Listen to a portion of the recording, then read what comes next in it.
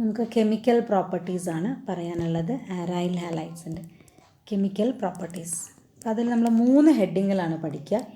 Nucleophilic സബ്സ്റ്റിറ്റ്യൂഷനാണ് first one, nucleophilic substitution. Second one electrophilic substitution, ഒരു positive group കൊണ്ട് replace ചെയ്യുന്നത് ഇലക്ട്രോഫിലിക് സബ്സ്റ്റിറ്റ്യൂഷൻ. രണ്ടും സബ്സ്റ്റിറ്റ്യൂഷനാണ്. സബ്സ്റ്റിറ്റ്യൂഷൻ എന്ന് പറഞ്ഞാൽ നമുക്കറിയാം ഒന്ന് പോയി വേറെ ഒന്ന് വരണം. And third one action with metals. ഇതേപോലെ 3 ഹെഡിങ്ങിലാണ് നമ്മൾ ഹാലോ ആൽക്കെയിൻസും പഠിച്ചത്. ഒന്നെന്തായിരുന്നു ന്യൂക്ലിയോഫിലിക് സബ്സ്റ്റിറ്റ്യൂഷൻ അല്ലേ, അവിടെ നമ്മൾ രണ്ടായിട്ട് കാറ്റഗറൈസ് ചെയ്ത് പറഞ്ഞു, SN1 SN2. രണ്ടാമത് നമ്മൾ ആക്ഷൻ വിത്ത് മെറ്റൽസ് പറഞ്ഞു, ആക്ഷൻ വിത്ത് സോഡിയം പറഞ്ഞു, ആക്ഷൻ വിത്ത് മെഗ്നീഷ്യം പറഞ്ഞു. പിന്നെ അവിടെ ഒന്ന് അഡീഷണൽ പറഞ്ഞത് elimination reaction, beta halogenation, dehydro halogenation ആണ് നമ്മൾ പറഞ്ഞത്. അവിടെ നമ്മൾ വേറൊരു കാര്യം കൂടി പറഞ്ഞു, അവിടെ ഒരു റൂള് പറഞ്ഞു, സെയ്സെഫ് റൂള് അല്ലേ. സെയ്സെഫ് റൂൾ എന്തായിരുന്നു, ഏത് ആൽക്കീനാണ് ഫോം ചെയ്യേണ്ടത് എന്ന് തീരുമാനിക്കുന്നത്. ഹൈലി സബ്സ്റ്റിറ്റ്യൂട്ടഡ് ആൽക്കീനാണ് ഫോം ചെയ്യുക. ഡബിൾ ബോണ്ടിൽ ലെസ്സർ നമ്പർ ഓഫ് ഹൈഡ്രജൻ ആറ്റമുള്ള ഹൈലി സബ്സ്റ്റിറ്റ്യൂട്ടഡ് ആൽക്കീനാണ് ഫോം ചെയ്യുക എന്ന് പറഞ്ഞു. ഓക്കെ, നമ്മൾ ഇതിൽ നോക്കാം. First one nucleophilic substitution. ഇവിടെ ഒരു ക്വസ്റ്റ്യൻ ആദ്യം തന്നെ ഞാൻ പറയാം, എപ്പോഴും ചോദിക്കുന്ന ക്വസ്റ്റ്യനാണ്. ക്വസ്റ്റ്യൻ നോട്ട് ചെയ്ത് വയ്ക്കുക. Halo alkanes are more reactive, അല്ലെങ്കിൽ halo alkanes are more reactive than halo arenes to nucleophilic substitution. അല്ലെങ്കിൽ തിരിച്ച് പറയാം, why halo arenes are less reactive. അങ്ങനെ എഴുതിക്കോളൂ. Halo arenes are less reactive to nucleophilic substitution. Why to nucleophilic substitution ഒന്ന് mark ചെയ്ത് വയ്ക്കുക. വളരെ ഇമ്പോർട്ടൻ്റ് ആയിട്ടുള്ള ക്വസ്റ്റ്യൻ ആണ്. Why halo arenes are less reactive to nucleophilic substitution compared to halo alkanes. അതിന് 2-3 reasons ഉണ്ട്. സോ അതിൽ ഫസ്റ്റ് വൺ, റീസൺ 1 എഴുതുക, due to resonance. Due to resonance. Now what is resonance? The actual structure, it cannot be represented by a single structure.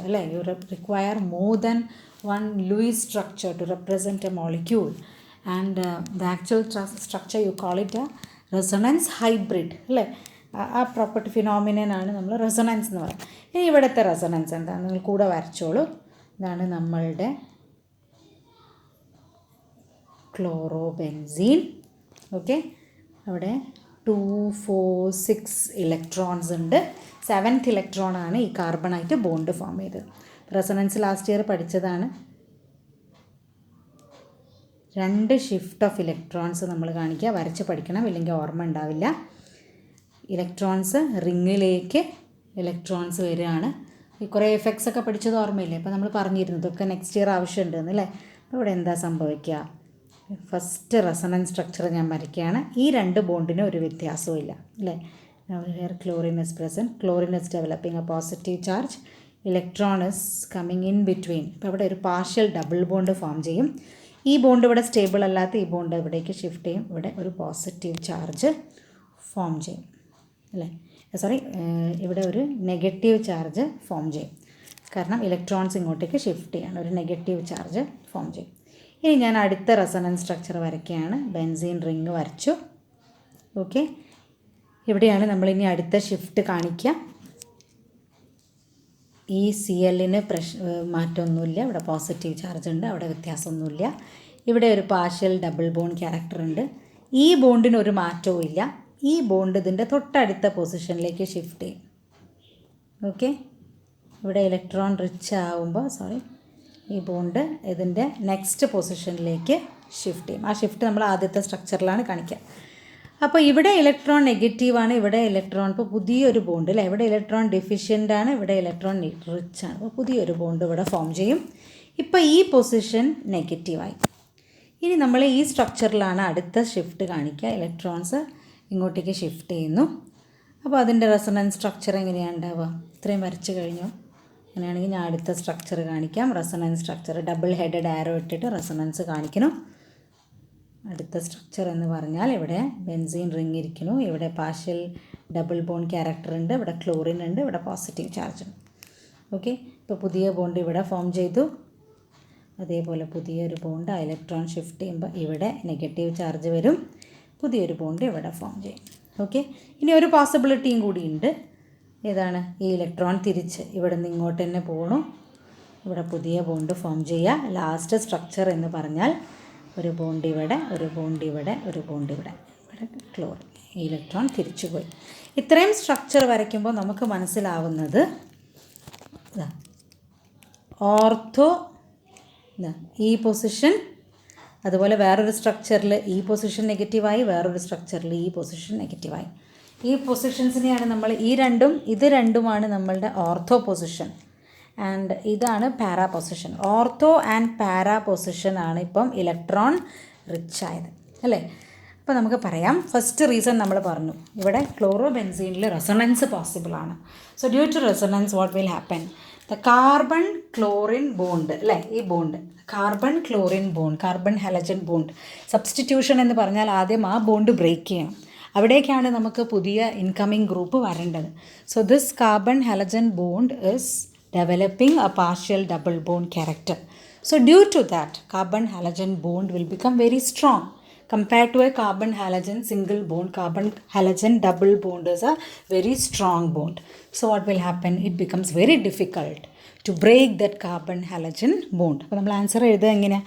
Y halo arenes are less reactive എന്ന് ചോദിച്ചാൽ, question ചോദിച്ചാൽ അതിൻ്റെ first there are several reasons. Out of that the first reason is that in aryl halides, what is possible? Resonance is possible.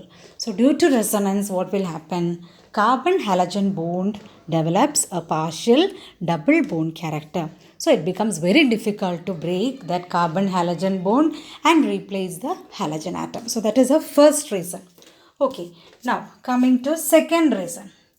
Second reason is in alkyl halide, നമ്മൾ already പറഞ്ഞു, carbon halogen bond എന്ന് പറയുന്നത് ഇവിടെ carbon is sp3 hybridised. But what is the case with an aryl halide? The double bond is present, അല്ലേ? എവിടെയാണ് halogen ഉള്ളത്? So this carbon is an sp2 hybridised carbon. Aryl halides, the carbon attached to halogen is a sp2 hybridized carbon. Now, how an sp2 orbital is formed? Hybrid orbital.